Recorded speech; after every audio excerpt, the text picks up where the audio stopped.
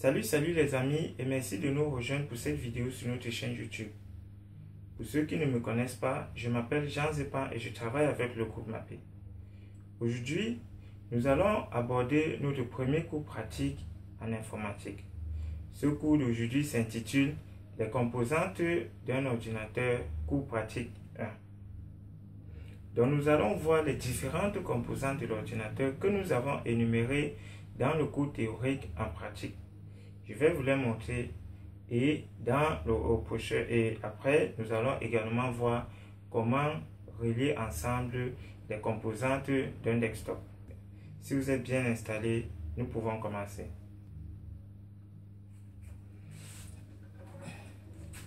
Lorsque nous avons décrit l'ordinateur, nous avons dit que l'unité système est la pièce maîtresse d'un ordinateur, n'est-ce pas? Et voici ce qu'on appelle unité système d'un ordinateur de bureau.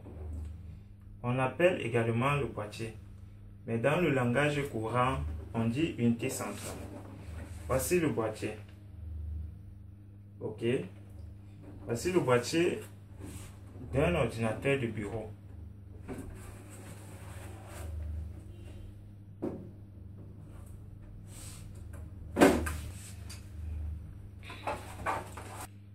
À l'intérieur de l'unité système se trouve la mémoire vive ou encore la RAM que vous voyez installée.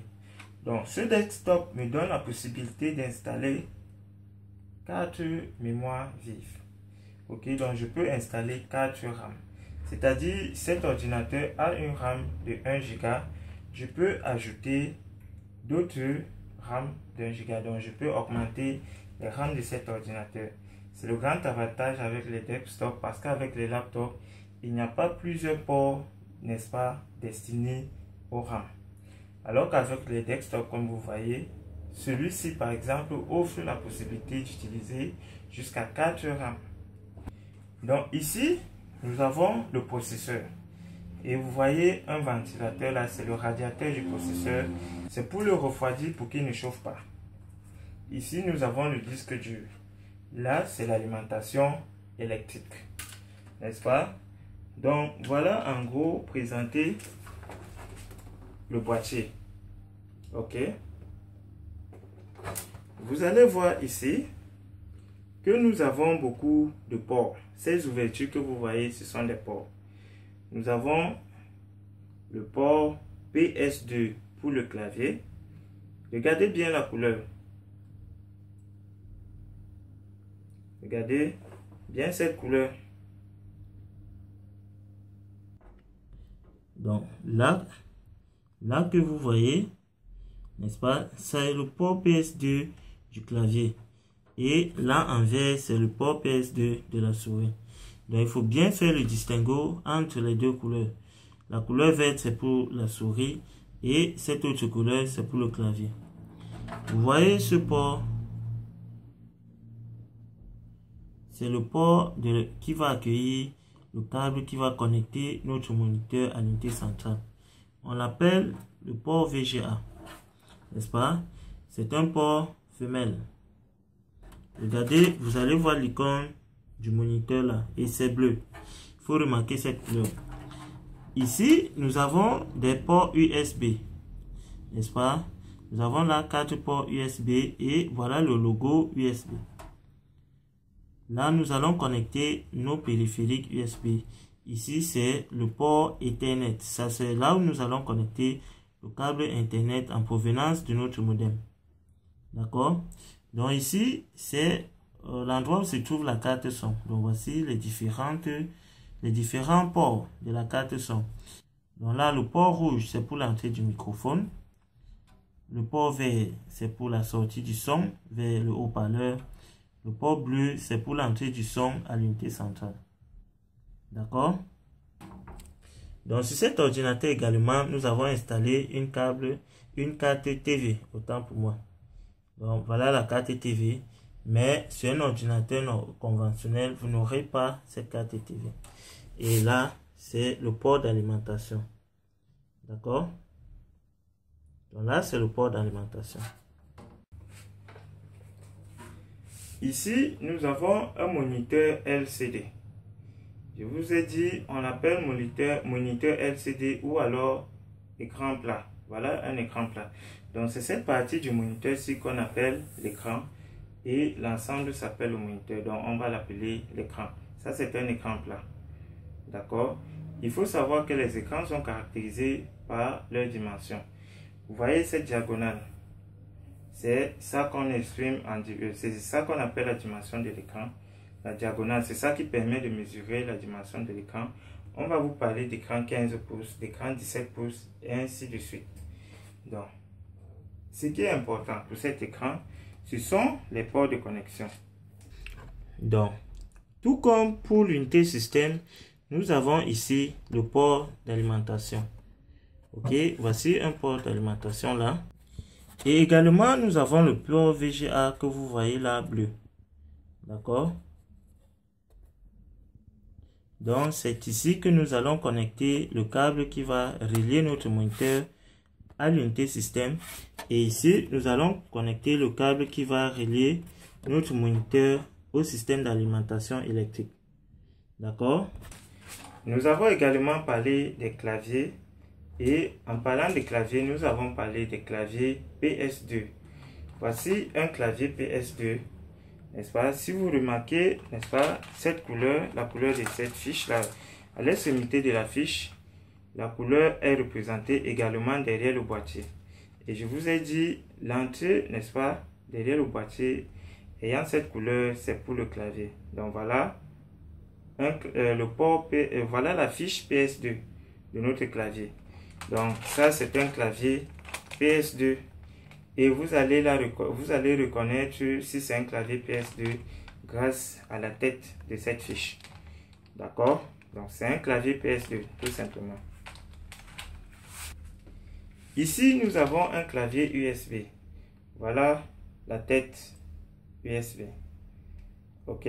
Donc vous allez reconnaître si c'est un clavier USB grâce à la tête USB de la fiche. À l'extrémité de la fiche du clavier, vous verrez, c'est USB. Voilà un clavier USB. Ok.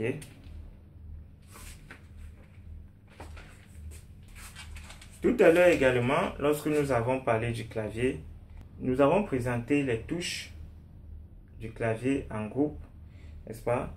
Nous avons parlé des touches alphanumériques ou alors les touches de saisie. Voici donc les touches alphanumériques que vous voyez là, qui permettent de saisir, n'est-ce pas? Là vous voyez les chiffres et les lettres là, n'est-ce pas? Ça permet de saisir. Nous avons parlé des touches de contrôle. Voici les touches de contrôle.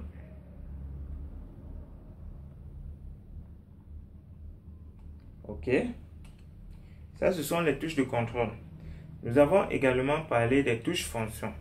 Voici les touches fonctions qui vont de F1 à F12. Donc voilà les touches fonctions. Nous avons aussi parlé des touches de navigation. Voilà les touches de navigation. Il y a les touches directionnelles là et il y a tout ce bloc là que nous utilisons régulièrement sur Internet. Nous avons parlé du pavé numérique. Voici le pavé numérique. D'accord? Je vous ai dit que le pavé numérique, n'est-ce pas, a ses touches en bloc comme sur la calculatrice. Vous pouvez reconnaître là et les principaux opérateurs mathématiques sont là. D'accord? Donc, voici un clavier. J'allais oublier également, le clavier a ce qu'on appelle les voyants. Voici les différents voyants. Ça vous indique quelle fonction est activée. Par exemple, lorsque nous allons connecter et que la fonction numérique, pour faire fonctionner le pavé numérique sera affiché, le voyant numérique, lui, n'est-ce pas, il va afficher. Lorsque nous allons activer la majuscule, le voyant de la majuscule va être affiché. Lorsque nous allons activer les fonctions de navigation, ça va également être activé là au niveau de ces voyants.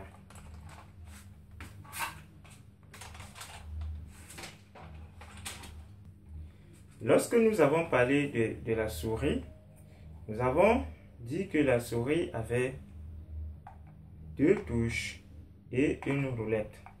Donc quand vous voyez cette souris, voici la touche gauche qui est la touche principale, celle-ci, voilà la touche droite et voilà la roulette. La roulette permet de naviguer de haut en bas. Ok, soit à travers un document, soit sur le net. Voilà la roulette, ça roule. Et voici la touche gauche, la touche droite. Cette souris-ci est une souris PS2 et voilà par quoi vous devez reconnaître qu'elle est PS2, n'est-ce pas? Par la tête de cette fiche. C'est une tête PS2, voilà la fiche PS2.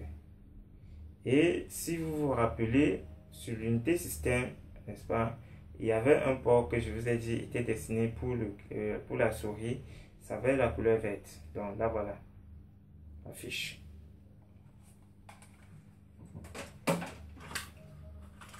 Je vous ai également dit qu'il existe des souris USB. Et voilà une souris USB, vous allez la reconnaître également grâce à la tête USB, n'est-ce pas? La tête de la fiche doit être USB. Voilà une souris USB, tout simplement.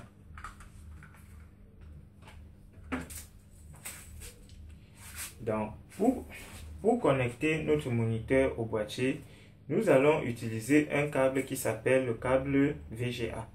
Voilà le câble VGA. Le voilà. D'accord? Voilà le câble VGA. Donc, pour certains écrans, dans certains cas, il va falloir utiliser des câbles HDMI. Ok? Mais ça va remplir exactement la même fonction, c'est-à-dire relier le moniteur au boîtier. Ok? Nous avons également dit dans la partie théorie que nous pouvons relier d'autres périphériques à l'ordinateur, à l'instar des imprimantes, des scanners, des pianos et bien d'autres. Nous pouvons relier nos smartphones à l'ordinateur grâce à ce câble. Ça, c'est un câble Android. Vous voyez, ce bout, il est Android, il va aller au téléphone, et le bout USB. Il est à noter qu'en dehors des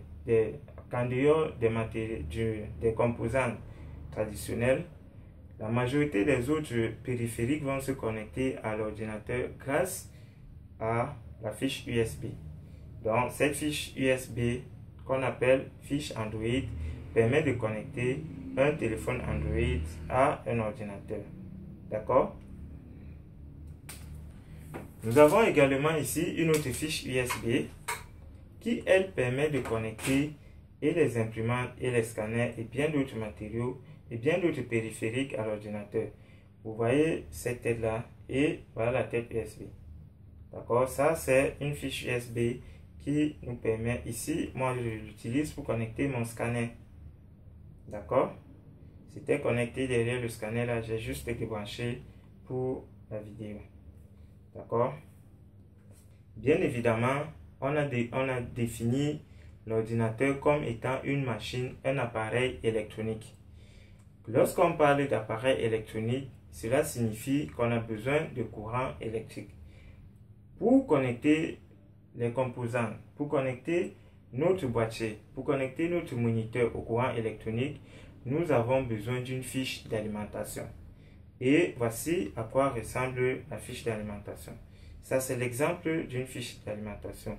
Cette partie-ci, cette tête, qui est une tête femelle, va entrer sur le port mâle, n'est-ce pas, ou de l'unité centrale ou du moniteur, et cette tête qui est mâle va entrer dans le port femelle de votre prise de courant, de votre prise de secteur. D'accord? Donc, merci d'avoir regardé cette vidéo. Ne manquez pas la prochaine vidéo qui est comment connecter un ordinateur.